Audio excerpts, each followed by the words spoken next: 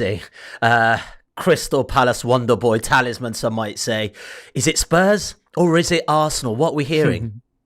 At the moment, it's Crystal Palace because nobody has an agreement with them to sign Eze. And of course, we'll be talking about this as the transfer window draws towards a close because he's of interest to big clubs. And I don't think Crystal Palace have ever this summer been averse to the idea of him leaving. They know the idea of challenging himself at, say, Champions League level is one that will carry great appeal. And if the finances had been right or are going to be right, then there could be a deal to be done. There's a lot of talk about this release clause, 60 plus £8 million, and when it expires. But even if there's no release clause there, that's the sort of money that Palace would be looking for. And yeah, we know there's been strong interest from Arsenal and they'd had conversations with his camp. It now emerges that Tottenham have been holding some talks around the situation. But at the time of recording, to my knowledge, neither of those clubs are prepared to pay the level of finance that Crystal Palace would be looking for at this moment to do the deal. As I said, around £68 million, which was or is the release clause value. So unless that changes or those clubs are suddenly more willing to pay that amount of money, then he will stay with Crystal Palace. Whether that is beyond the transfer window, I don't know, because a lot can change. Or will Crystal Palace come down in their asking price and then one of those clubs or another is prepared to do the deal? We know with Arsenal, the situation seemed to be linked to Ethan Nwaniere's future. And don't forget, he went into the last 12 months of his contract before signing a new deal. If he was going to leave, clearly Arsenal were lining up a deal for Eze for that same sort of position, the 8-10 role. With Ethan Nwaneri signing the new deal, which is amazing news for Arsenal, the need for Eze or another player in that position was less pressing, and maybe they were then focusing on other areas. It's not that he's gone from the agenda. There's a great affection for Eze at Arsenal and vice versa. He grew up as a fan of the club, we're led to believe. And so we need to keep an eye on that situation. But, there will be considerations at Arsenal on the price, on the age profile, and on the position. In the meantime, Tottenham, with departure of Son and injuries to the likes of Maddison, they are looking at that number 10 role, but they're looking at multiple candidates. And again, that price might not be right for them, with the age profile as well. And so the longer it goes towards the deadline, Crystal Palace, their stance may harden because, losing him and the financial cost, but also the positional need is going to be ever more sharp. Their time is reducing to find a replacement at all, let alone a suitable replacement. And so this is not clear-cut yet. There's no direction of travel right now.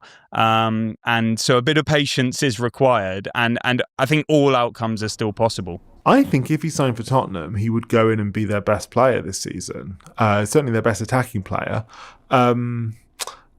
Because he's so good. Like, he's really proved this over the last 5 years since he left QPR to go to Crystal Palace. Unbelievably good footballer. Like, he's so clever, he's so skillful, he's so imaginative. I love watching him play, and I think he brings all those things, which is exactly what Tottenham need right now, because Maddison's going to miss so much time this year, because Kulusevski's recovering from his own knee surgery. Spurs, if you look at the Spurs team, they've got some brilliant players in defence, not least Romero and Van de Ven, who I think are both world-class centre-backs. They've got some pretty good players like in defensive midfield now, and they've got some fairly good players in the front line, but they just need that bit of magic in that sort of number 10 space to knit it all together and to actually create the chances and to go from, to turn possession into goals. And I think that's why they need Eze so much. And don't get me wrong, I think if he went to Arsenal, I think he'd do really well there. He's a really good player who would be elevated by the quality of the players playing around him. But I think at Tottenham, he would be a bit more of a game changer. He'd be a bit more of a difference maker for them if he does actually go there. Although, of course, we're still, as far as as it stands, I don't think any bid has been made. So we've got to wait and see what exactly happens over the rest of the window. Yeah, we'll talk about Spurs in more detail later on, before the transfer window closes. I guess we need to pay attention to the number 6 at Manchester United, because that's a position that they're really keen to fill.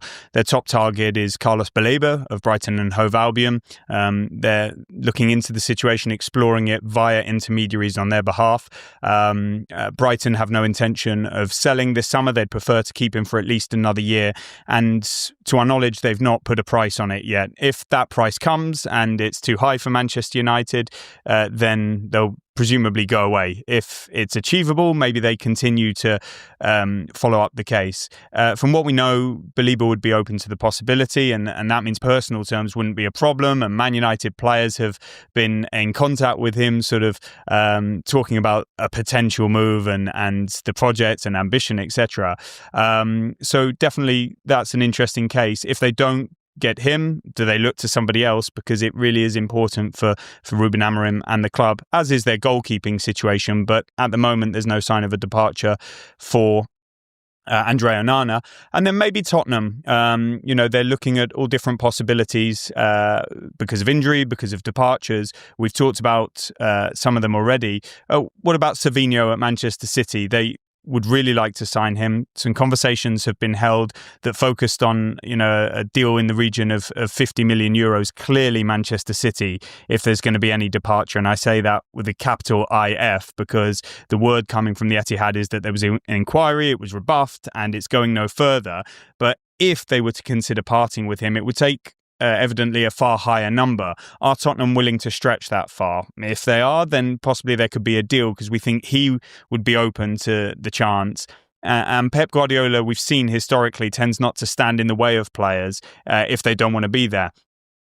Should he leave the Etihad, then City would look to replace him, as I understand it, and they've been linked with Rodrigo and various others, whereas the departures of, say, a Grealish and a McAtee wouldn't necessarily require a replacement. So maybe we'll look at both Manchester clubs in the case of the six and the goalkeeper at United, and the winger situation at City, and throw Tottenham into the mix because they're related to that transaction or potential deal.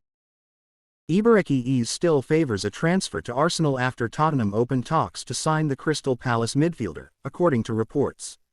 Eze has been on Arsenal's shortlist summer, but Mikel Arteta's side have prioritised deals for Victor Gyökeres and Noni Madueke. The 27-year-old has been available this summer due to a £68 million release clause in his deal with Palace, which expires on Friday. Tottenham have now opened talks to sign the Eze, while the Europa League holders have also made an approach to Manchester City for their 21-year-old Brazilian winger Savinho.